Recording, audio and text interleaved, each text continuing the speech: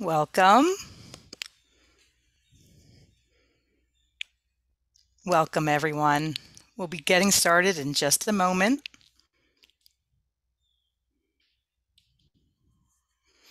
We're going to give everybody a minute to get in through the virtual doors before we start our webinar. It's so good to have you all here. If you want to use the chat and tell us where you're coming from, we always love to know who's out there.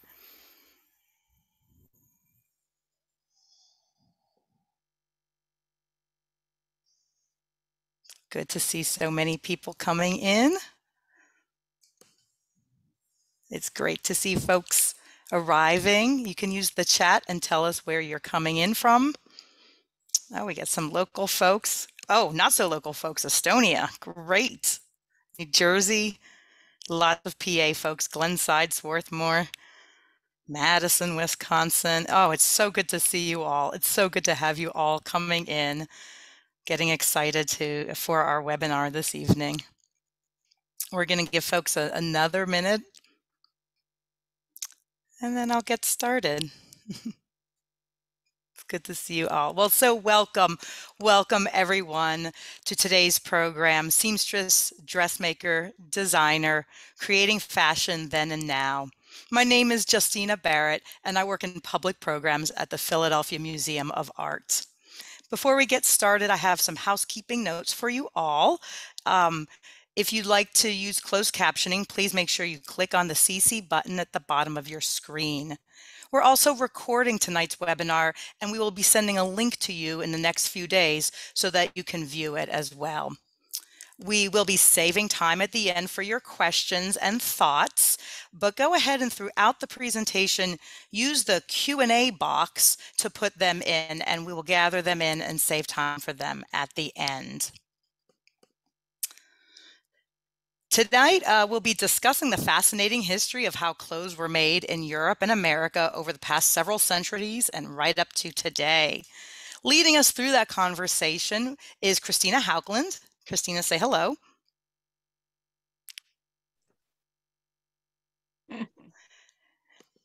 Christina is the Levine Associate Curator of Costumes and Textiles and the Supervising Curator of the Study Room at the Philadelphia Museum of Art.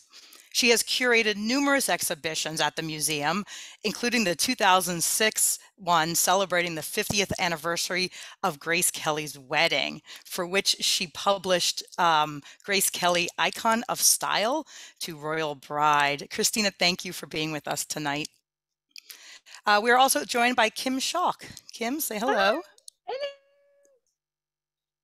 Kim is an artist and dressmaker who says she is inspired by nature, by math, and by vintage garments, which we're going to be hearing about more tonight. She will be a presenting artist in this year's craft show, and it'll be her 6th time that she's been doing that. So Kim, thank you for joining us. I know there's a lot going on for you, so thank you for being here. And so the 45th Annual Philadelphia Museum of Art Craft Show is going to be held November 5th through the 7th at the Pennsylvania Convention Center.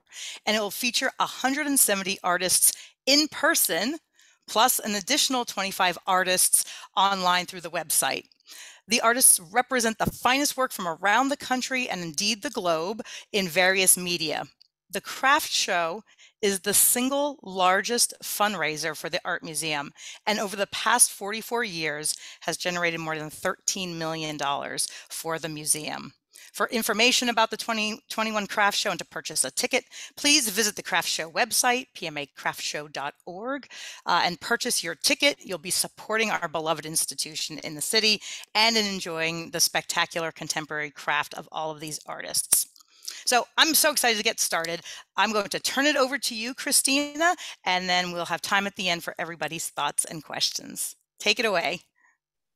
Great. Thank you all. It's a great pleasure to be here, and thank you all for coming tonight. I hope you can all hear me, and I'm going to start right in looking at some of the beautiful dresses of the past. These are two Francois Boucher's depiction of Madame de Pompadour from 1759 and a beautiful French court dress from the museum's collection from just about the same date. And I'm going to answer a few questions that I think these raise tonight. I don't have a lot of time, but I'm going to look at how did women of the past acquire dresses like this? who decided what was fashionable, and who made the clothes with all of their intricate detailing.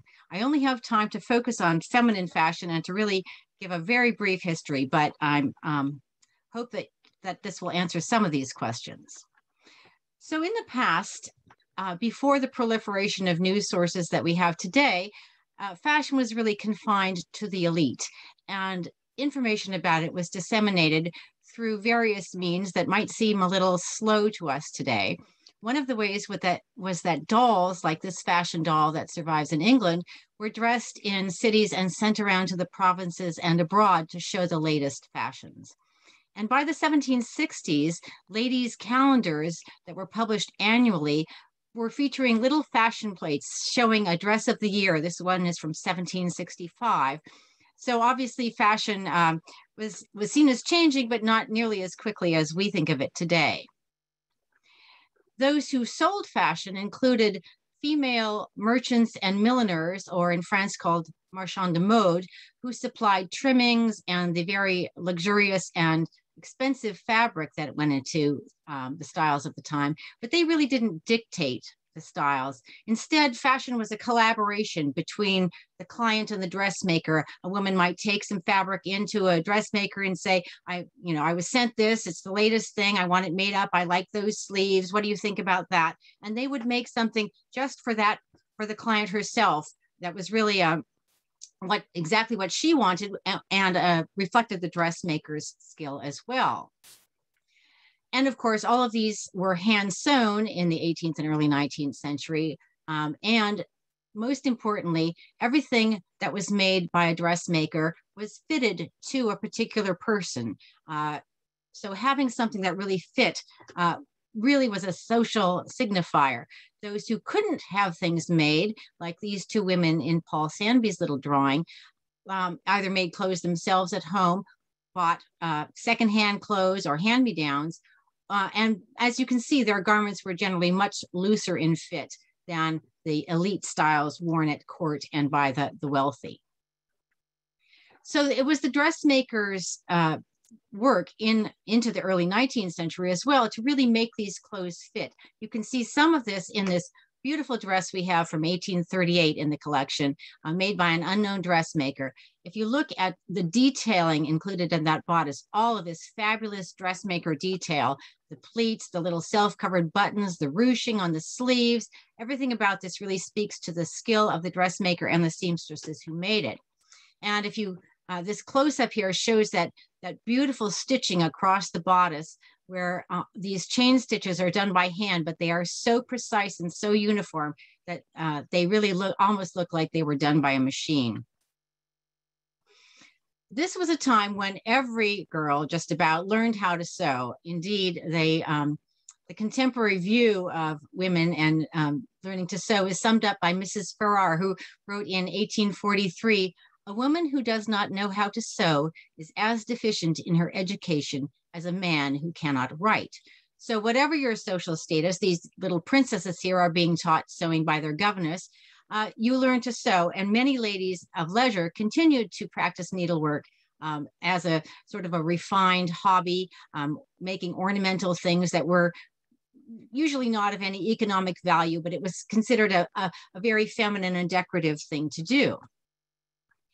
But of course, many women turned to being a dressmaker or a seamstress when they had to, because they really had no other marketable skills. So a woman without other means of support really was often became a dressmaker, not by choice, or a seamstress, not by choice, but because that was all she could do to earn money. It required very little capital outlay. You needed pins, scissors, needle, and thread. And so many women turned to this. These are two rather rosy depictions of dressmakers or seamstresses from the mid-19th century. And certainly you also needed good light, which is why many dressmakers' ateliers were often in attics and garrets on the very top of buildings. So climbing a lot of stairs was also part of their work. This is a dressmaker's workroom in Brittany.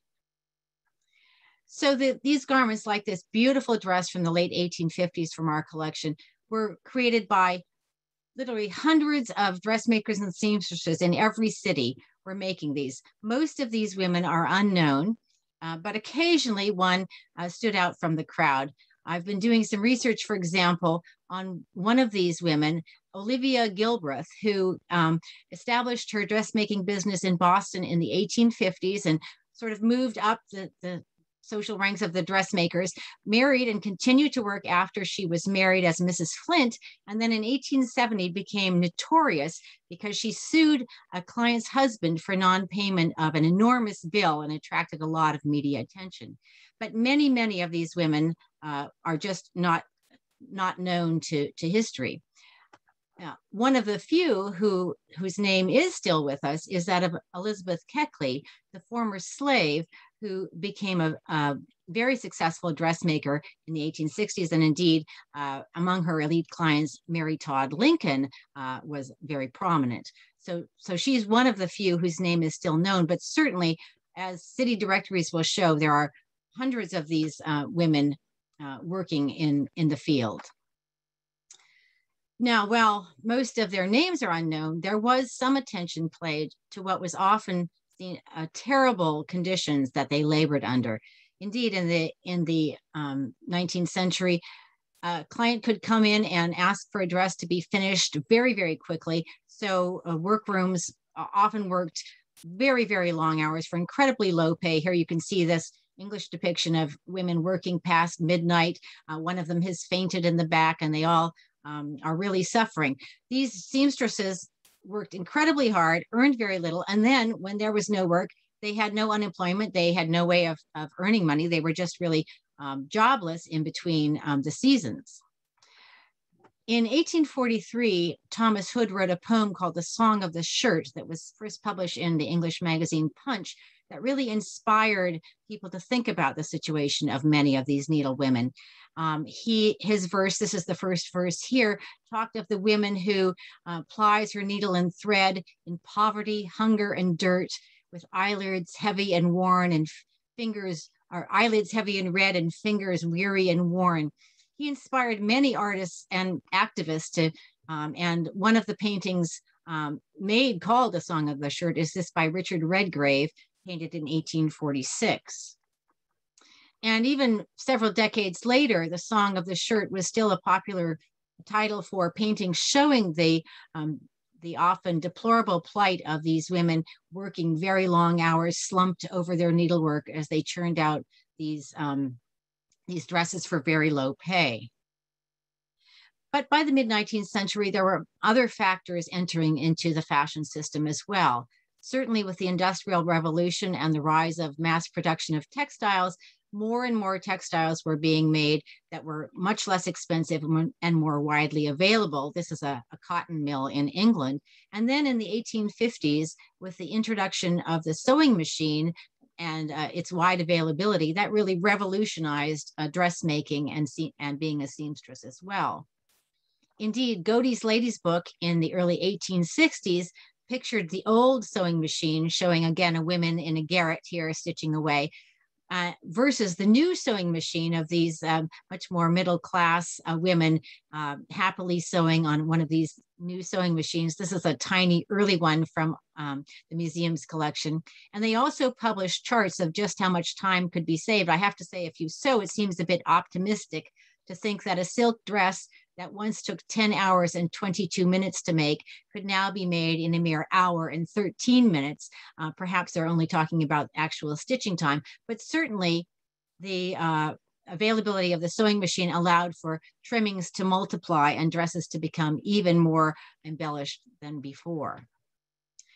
And other innovations also helped with the rise of mass production.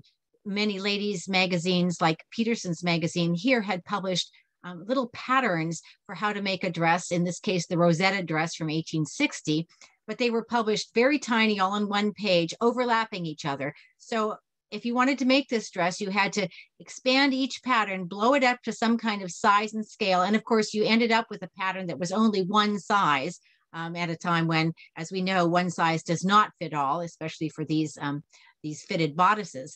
So this was really a hindrance to dressmakers and to women sewing for themselves.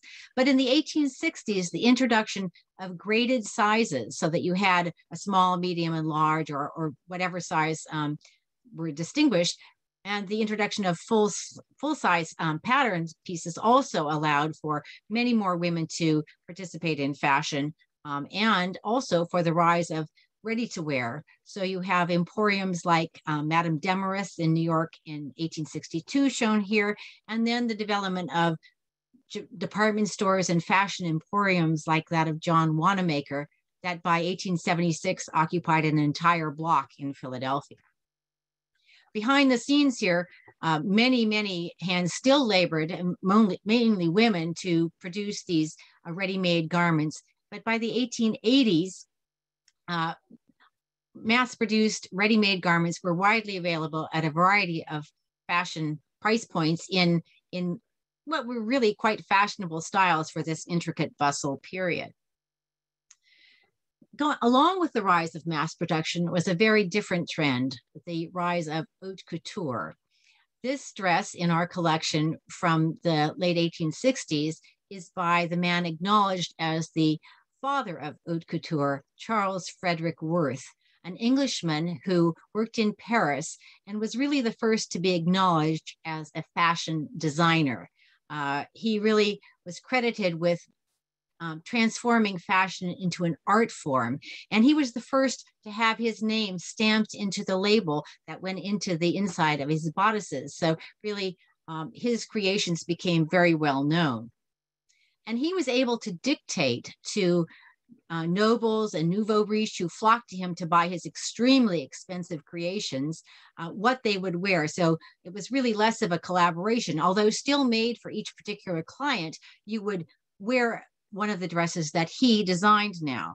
And he was a very successful businessman, but he really styled himself as an artist. This is an early 1890s depiction of him, a photograph of him, showing him sort of a la Rembrandt with the hat and the fur and the loose tie, really, again, emphasizing the creative process behind his very substantial business.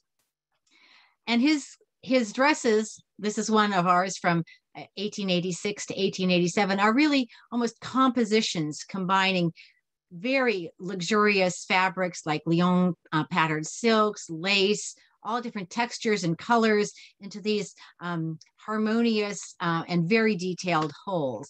And by this time, as you see here, the labels, his labels inside the bodice now have his signature stitched into the label. So he's almost signing each piece as if he is indeed an artist.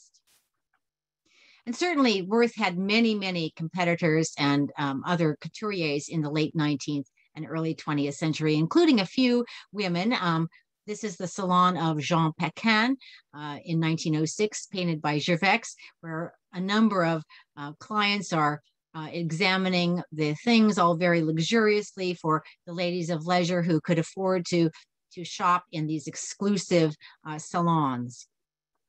But for many others at the time, fashion was more widely available through mass marketing, through catalogs like Sears Roebuck, where you could send things in and get it no matter how rural you were in the country. You could buy something that was much more fashionable, but that definitely emphasized value, low price, and practicality as well as fashion. The idea, however, of the designer as the one who dictates fashion has really continued. This is a 1910 photograph of a male fashion designer here with his stick directing his assistants as they're draping something on a model to make a new creation. And this 1903 dress from our collection, designed by Gustave Beer, in the detail there, you can see some of the incredible detailing that designers and their salons were capable of producing, which was very difficult for mass production to replicate in any kind of way. And certainly, skipping ahead 100 or so years into the early 21st century, this idea of haute couture as being something that really reflects a designer's vision, that is really shows them at their most creative and experimental, and it reflects the skill of an incredibly talented workroom has continued. Both the Alexander McQueen dress from his 2006 collection and the Chanel dress from 2017 show again this idea of fashion as being something that a designer is responsible for. And designers themselves, like Karl Lagerfeld, shown here, have become celebrities. You know, everything says designer. You can buy designer fashion. It doesn't say good designer fashion. It doesn't say bad designer fashion. But this idea that the designer is who dictates fashion has still come down to us, even though that's really not the case.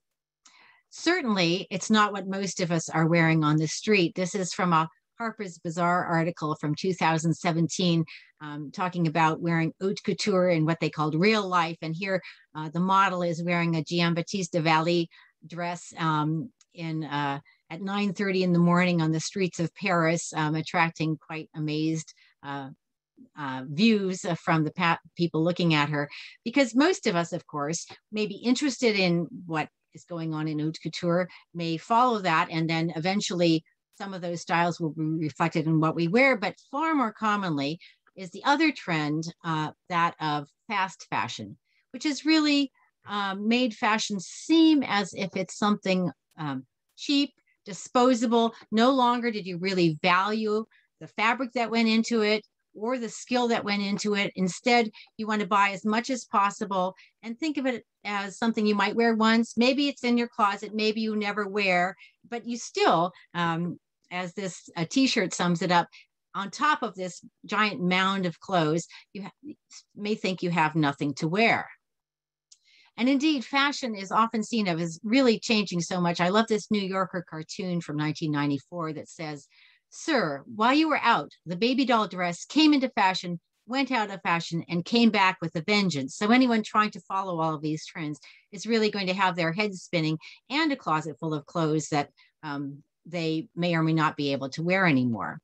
But increasingly, there's been a desire to turn away from this, to end the so-called fashion victims, and to find a different way of looking at fashion, somewhere between the extremes and luxuriousness of haute couture and the disposability of fast fashion.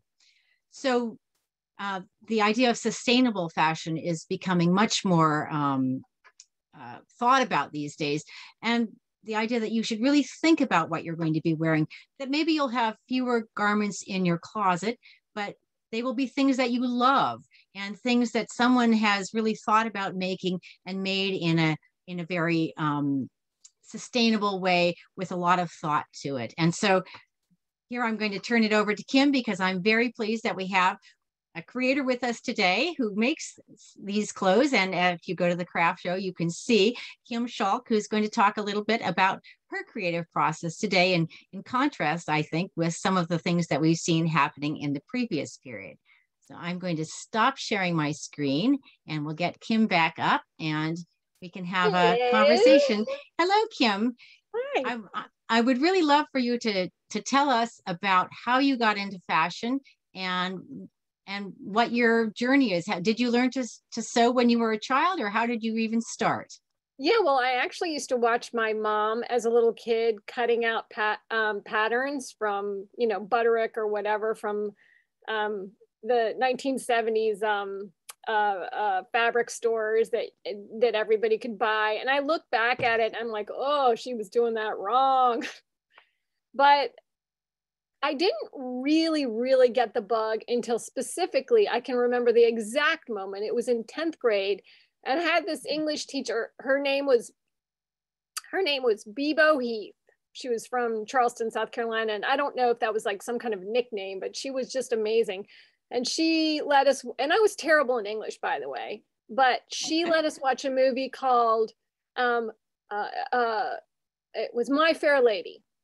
And that scene at the races, and I think it was all Edith Head, but I'm not sure who designed those clothes. Oh my God, it like changed my life forever. And then of course the dress she wore at the end, where you can kind of see it on me now, like, the hair up, the kind of scoop neck, it was just so beautiful and just has just kind of drawn me ever since. Like I can't get it out of my head. So did you start learning did you study fashion design at school? How did you find Not out really, about not, yeah, not really. I mean, I took, it's mostly just been me sewing through trial and error and kind of developing, if not in my mind, kind of inventing a specific technique I use for sewing. And there is, you remember that technique in math? It's called, it's the order of operations. It's please excuse my dear Aunt Sally, parentheses, exponents. I can't even remember what it is. But anyway, when you're sewing, there is an order of operations, and developing a very efficient and also innovative way of sewing is why I'm able to create what I create. And I think that has a lot to do with me actually not going to school, because I never kind of got boxed in, if that makes sense. So how did you start designing? How did you get into the field? Did you just start making things and selling them, or what was that process? Well, I actually used to work at Barney's in New York City in the 90s, which was like the very hippest, funnest place. And I started making a lot of my clothes then. And the buyers approached me and asked me if I wanted to sell, and I never really got around to it. And when I came back, when I moved to DC from New York with my husband, and at that point I opened a store and kind of slowly started developing a wholesale or a retail line. And then I had 3 children, so I took a big chunk of time off. And when my littlest kid was like 1 or 2 years old, well, actually, even before that, maybe he was, before he was born, and then he was born, and so I had to stop for a minute.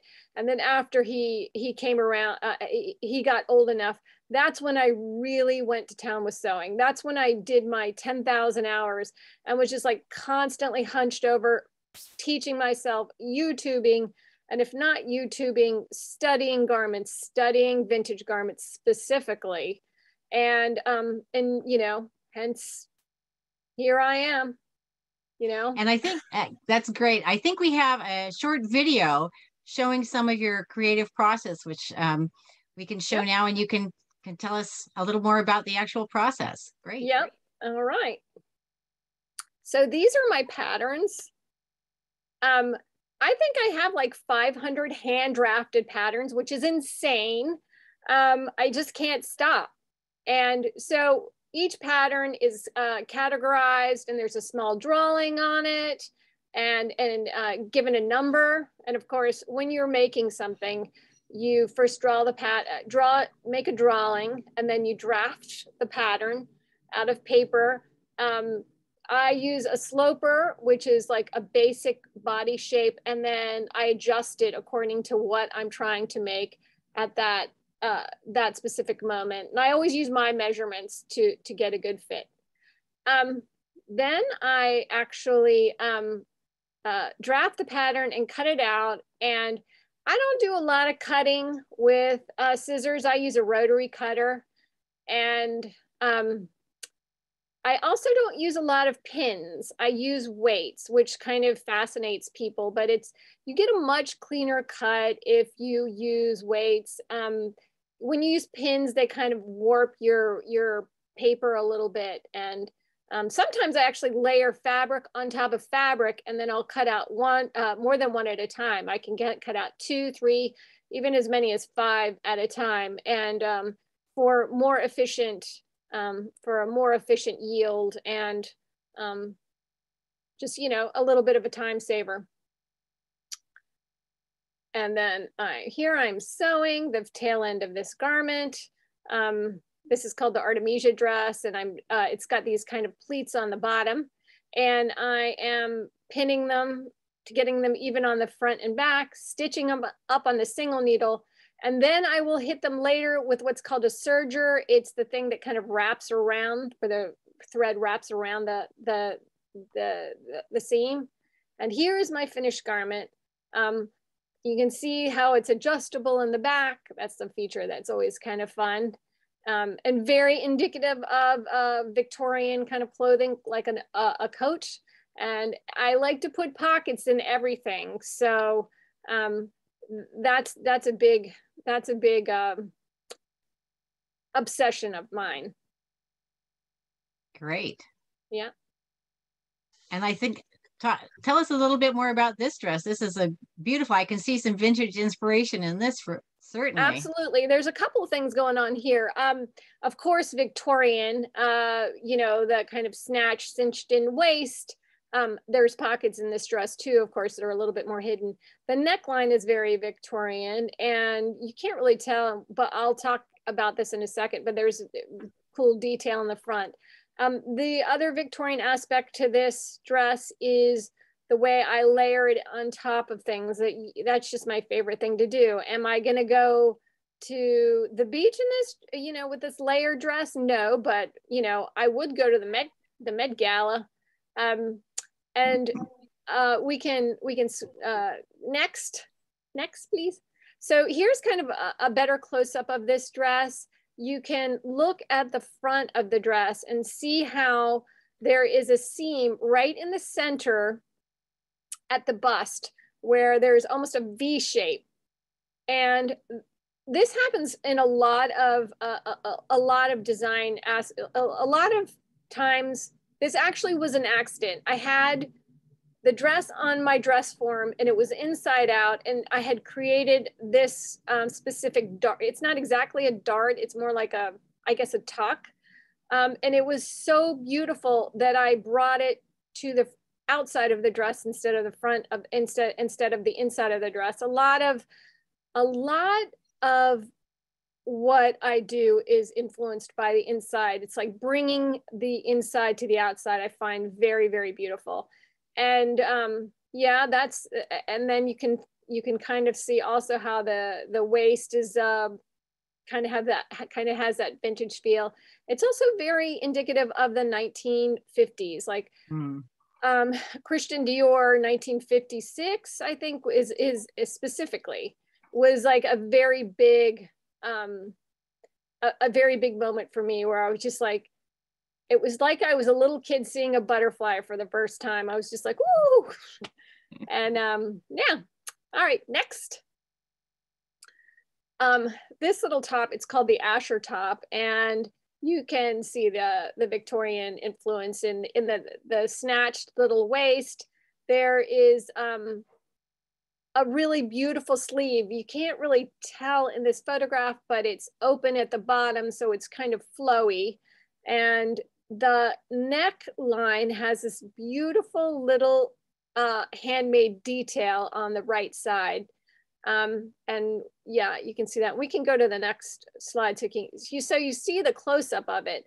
And each one is different. So it's just a beautiful little touch to, I think, a very wearable shirt. So it's wearable art, and it's fitted and feminine. And I think it's like, it's not that typical of wearable art in an art show. It's not kind of loose and tent-like. It's more fitted and more styled. It's something in between high fashion and art. And that's honestly, that's me.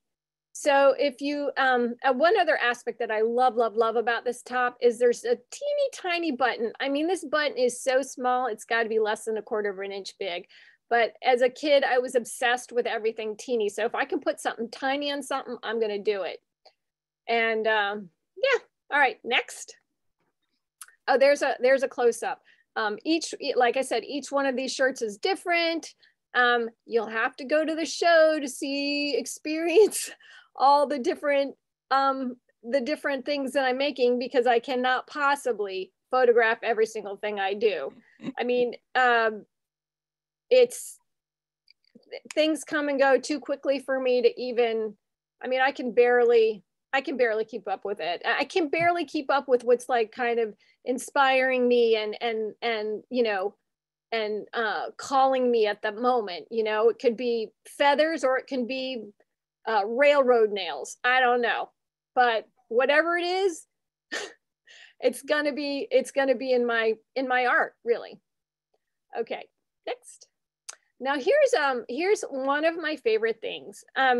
Well, of course you can look at this and see this whole outfit is inspired by Victorian. It's kind of long and flowy and layered. And it's a very casual top, which is the Asher top that we just talked about with the different little details on it. And it's almost like a t-shirt, but it's also very stylized. But the cool thing about it is the belt, which is I'm not sure whether I call it a belt or pocket, because it is both. It has this amazing utilitarian kind of aspect because it's got pockets in it, but it also will change up an outfit drastically, and it will bring in a waist.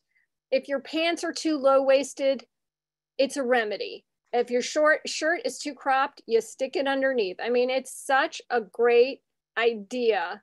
And I'm just glad I thought of it. I mean, it's winning. And I can show you, we can go next if you want. Oh, there it is, close up. So I always tell people, you put your passport and your money on the right side, and then you put your cell phone on the left, and then you're set to traipse, whatever the word is, walk around Paris, looking fabulous, but also having everything kind of protected. That's great. And I think you have some on the mannequins behind you that you're going to show us on the dress forms. Yeah. You want to demonstrate a bit more in person? Sure.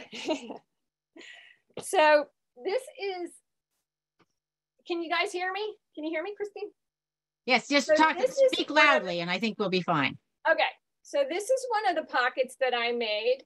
And as you can see, it's, she's kind of very cinched in and almost corseted. And here's what this outfit looks like without it.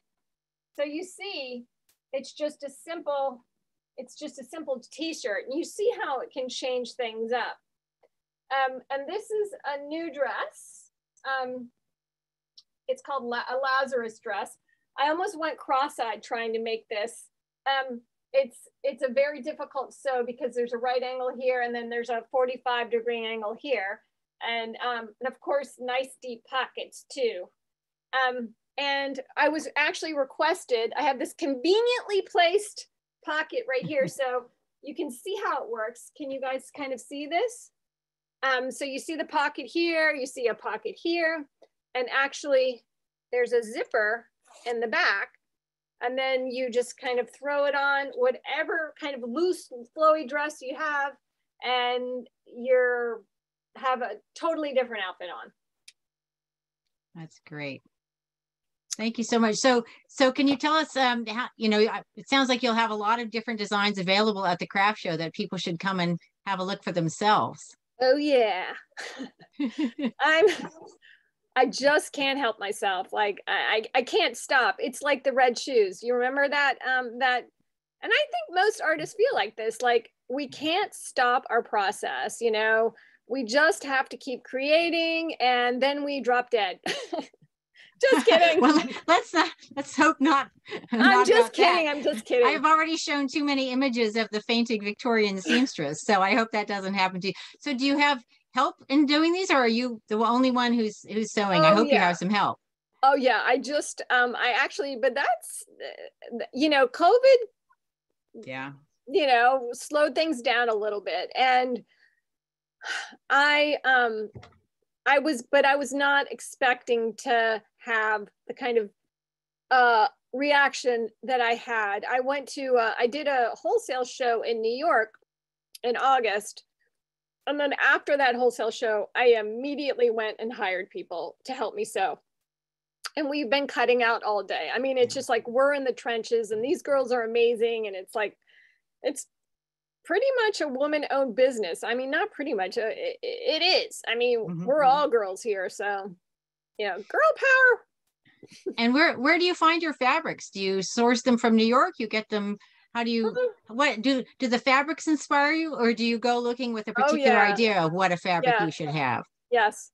There's one jacket in particular that it's blue velvet, and I only made like 3 of them. And that totally inspired.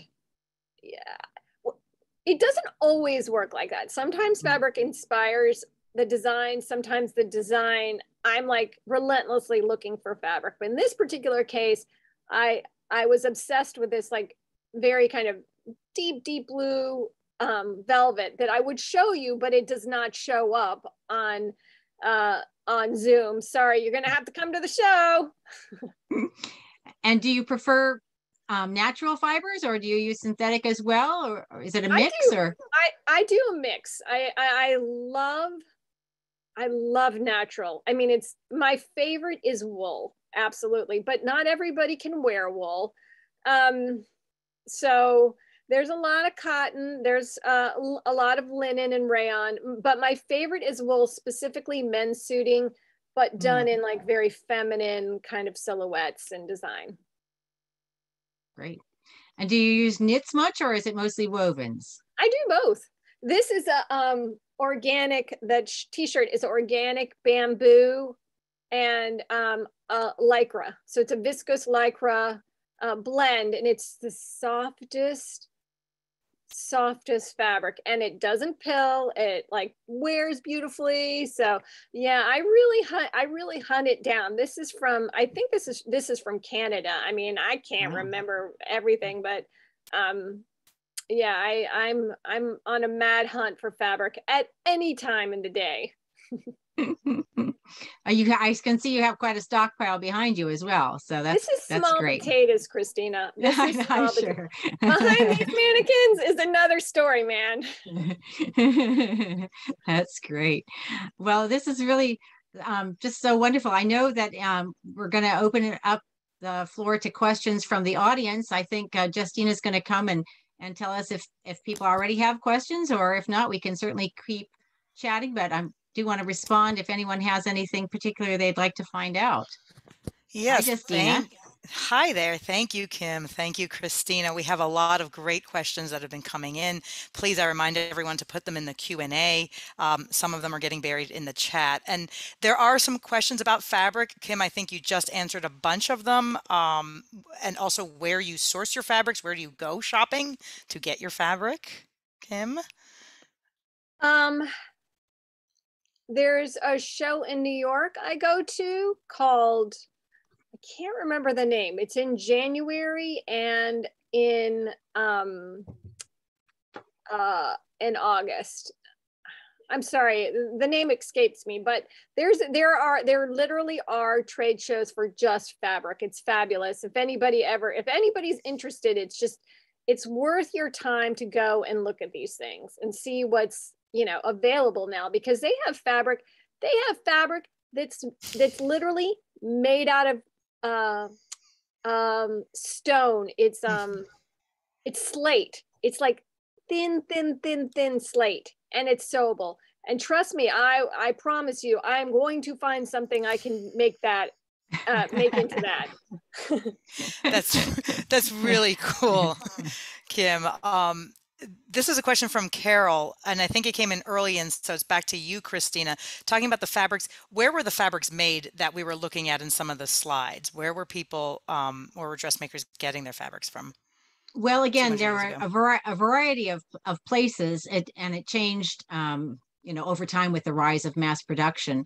But many of the finest fabrics were made in France, for example. In Lyon was famous for its silk production, which Napoleon really revived. It was very big in the 18th century, and then kind of died out with the neoclassical fashions when cotton was so much preferred, but then it came back in the 19th century. So Worth is known for using Lyon silk and other things. But there were also many American manufacturers producing fabric. And I think one of the things I didn't really have time to go into, but that we forget is just how economically important textile production has been in the economics of countries. I mean, countries have really built their wealth on textiles in many, many cases. Again, when we think of everything as being, like made and thrown away, but anyone who remembers reading, for example, the Little Women, Louisa May Alcott book, where they couldn't afford new fabric, so they took apart a dress and turned it over and used the outside and turning and dyeing things and reusing fabric. I mean, it just shows you how much fabric used to be valued. So unlike today, where we can go so many places to get fabric and fashion, in the past, people really valued what they had and made do and reuse things. Ooh, I actually love doing that. I actually love repurposing things and dyeing fabric. And yeah, I think that's great when people do that. There's another question to you, Kim. What do you do with the scrap fabrics when you cut out your patterns? What do you do with the extra pieces? There is a school that I give all the scraps to that was actually my son's well, I say my son's, my kid's art teacher. She's always asking me for stuff. And then if I can save it, you can't really see, there's a wall. There's a wall of scraps over here that is like about to fall down on me. But, from time to time, I go and not time to time, usually on a daily basis, actually, I go and take the scraps and make something small. Like I can make one of these belts with a very small amount of fabric. Sometimes, it's just too small, but yeah, that's what I do. You dress things up. I think of Mrs. Cratchit and like doing much with her little ribbons. She talks about she can dress herself up with her ribbons. We do have a question, Christina, because you started off talking about the PMA's collection. Cynthia asks, what is the collection we're referring to? Can you elaborate on what it entails? Little elevator speech about our collection. I'm very happy to. The Philadelphia Museum of Art's Costume and Textile Collection contains about 30,000 objects from across time and all different histories, all different places. About half of that is garments and accessories, about half is flat textiles. So we have a really wide variety. It was founded in 1876 when the museum was founded. So we got our first acquisitions then, and we're still acquiring. So we have a big storeroom. We moved about 15 years ago now into all new state-of-the-art storage in the Perlman building, across the street from the main building. And we have storage there, which is really wonderful to explore and look at, and conservationally sound. But we are still acquiring things. We get offered a lot. I have to say that we are very selective about what we take. We love to be asked, but we are very selective. We probably take less than 5% of what we're offered, just because we have such rich stores. But it's really one of the oldest and largest costume and textiles collections in the country. So it's really an amazing treasure to work with. Thank you for that. That's great to let everybody know how old and how broad and deep it is. This is a fun question for both of you. Cynthia asks, how do you see the pandemic and lockdowns affecting fashion? So both as an art historian, Christina, and as a designer, Kim.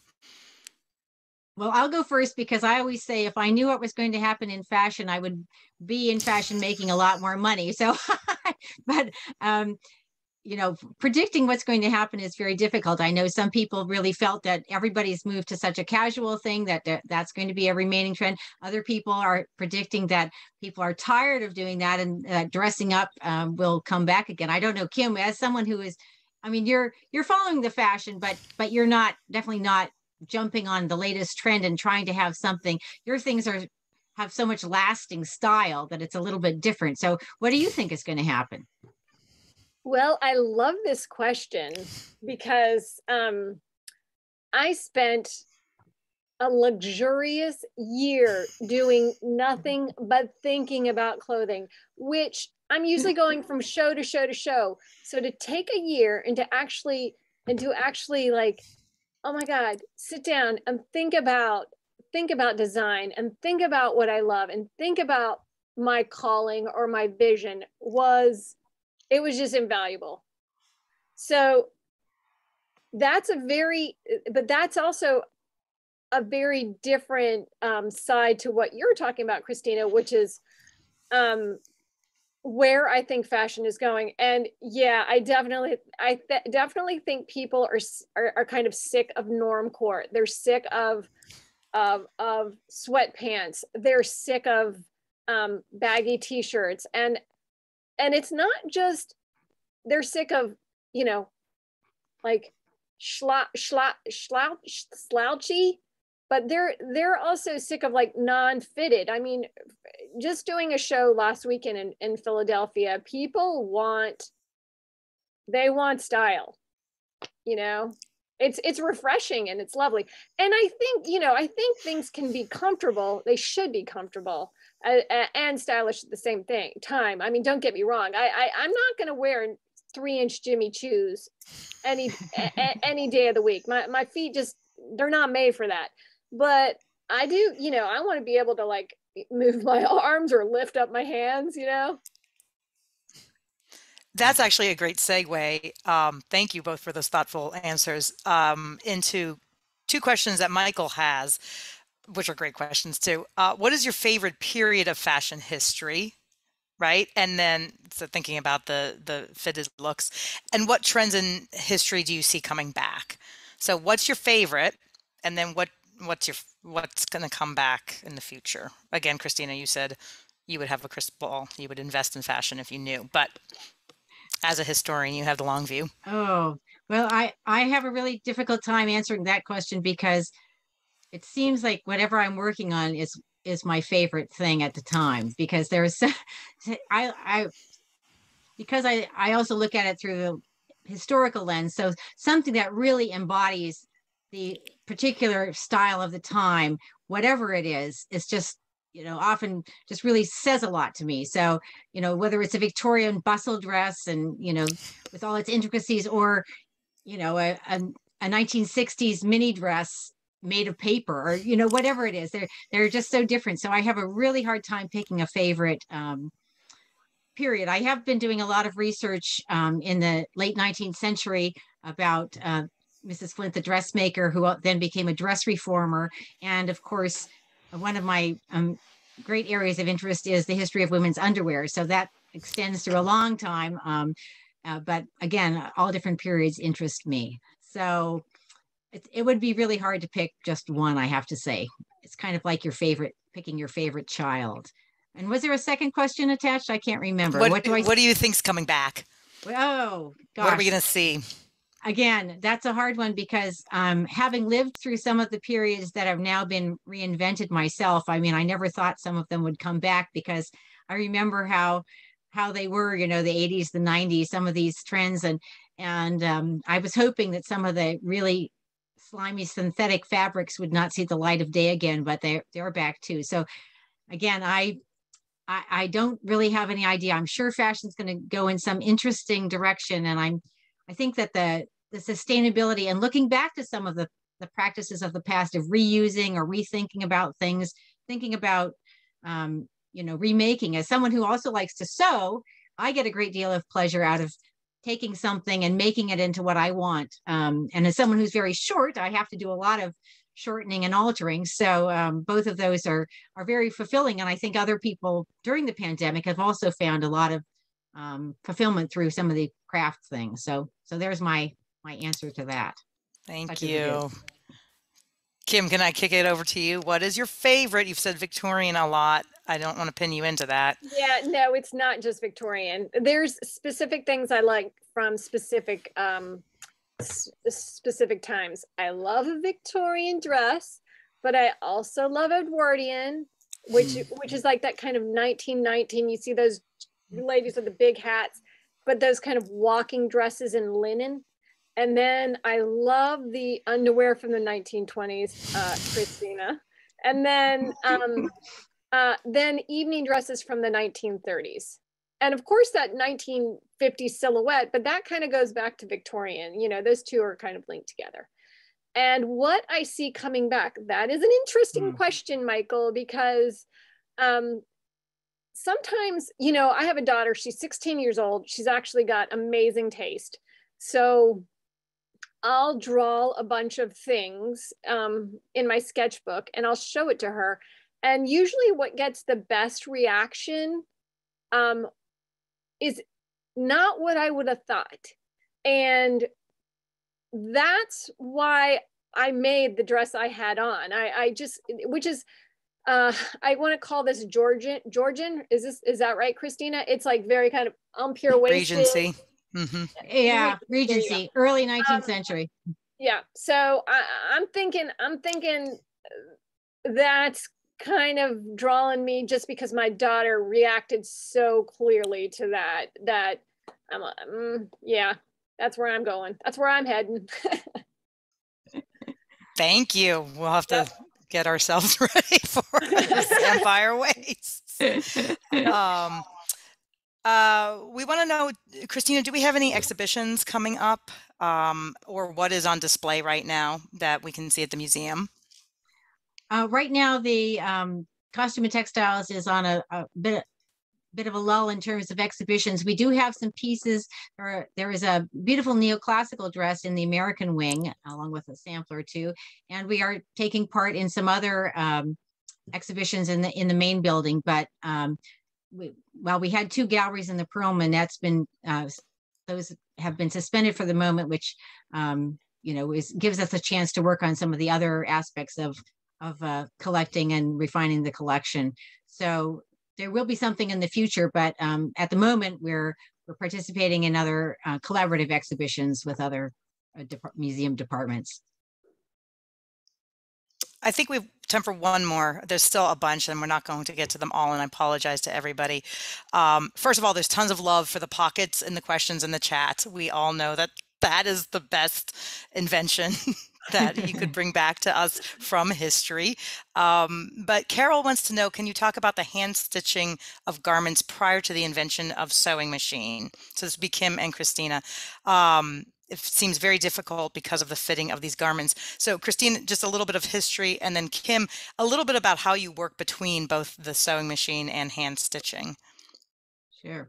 Well, of course, before the perfection of the sewing machine in the mid-19th century, there was no option. Everything had to be made by hand. So whether you were stitching a long straight stitch or something very close. So they developed really great skills, technologies. So for example, when you needed something to really last, like the casings that held the whalebone into a pair of stays, they developed a back stitch, which is an incredibly strong stitch. And, you know, so they had different stitches for different purposes. And, you know, all of these, once you knew how to sew and you had practiced these, you knew which stitches were good for what, or how to ensure that there was extra strength where you needed it, that kind of thing. But there was just no other option. So, and as you saw with that detail of the chain stitching I showed, with a lot of practice from a very young age, you can get very, very good at precise, even stitching, tiny. I mean, we have some garments in the museum's collection that have more than 20 stitches an inch, which is just incredibly tiny. So, you know, it's a different realm when you start sewing at 4 or something and make samplers at an early age, and then continue to practice and do it, you know, on a regular daily basis in many cases. But that was just what people did.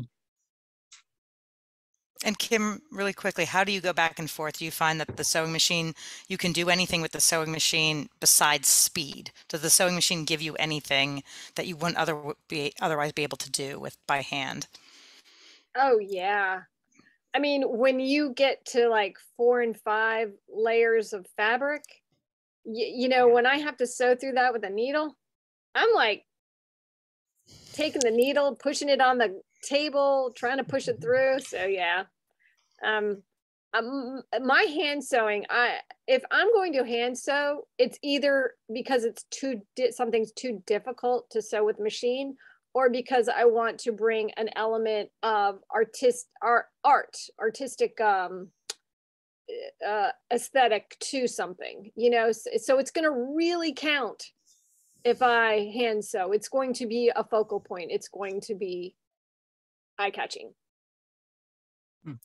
Well, I think eye-catching is what we are going to end on, because that is the whole reason we're here tonight, is to get people excited to come to the craft show. So first, just thank you, Kim. Thank you, Christina, for your time tonight. This has been wonderful. Thank you behind the scenes, Deb Myers in membership, Steve from our AV, and Debbie, who is our captioner. Thank you all. And thank you all for participating and joining us. If you need to join or renew as a member, we love your support for the Philadelphia Museum of Art. You'll get free admission to the museum and more member programs like this. And please, please join us November 5th through the 7th at the Pennsylvania Convention Center for the craft show. I want to just say that the financial gifts we raise for the museum from the show are generated by various means, but no portion of the sales to the artists go to the museum. The artists keep 100% of their sales. The craft show raises funds through the support of our generous sponsors, whom you see on the screen, our loyal patrons who come to opening night events, and the admission tickets to the show. So please come and join us. Finally, we're hosting another webinar next Wednesday, when we'll be hearing again from a curator and an artist about medieval relics and the contemporary treasures that they're inspiring. So thank you again. Be well and have a great evening. Thank you. Good night. Thank you.